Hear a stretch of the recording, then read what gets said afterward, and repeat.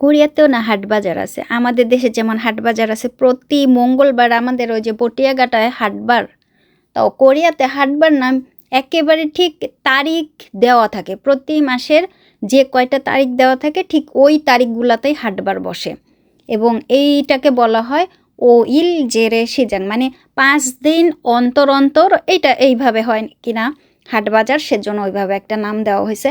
কিন্তু এইটা না খুবই সহজ। আমি যখন প্রথম কোরিয়াতে আসছিলাম তখনই এই হাট বাজারের সম্পর্কে আমি জানতে পারছি এবং তারিখগুলো আমি ওই সময়ই না মুখস্থ করে ফেলছি, কারণ আমরা তো দেশের প্রায় সবাই দেখা যায় যে মুখস্থ বিদ্যায় পারদর্শী।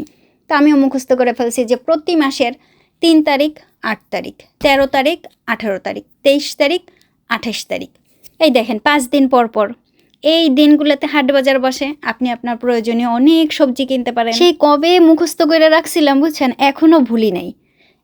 মানে ভোলা মনে হয় যায় না। আমি ছোটোবেলায় কত কবিতা মুখস্থ করছি ঠিক ওই রকম, তাই এইরকমও হয়ে গেছে যে এখনও ভুলতে পারি না যেহেতু।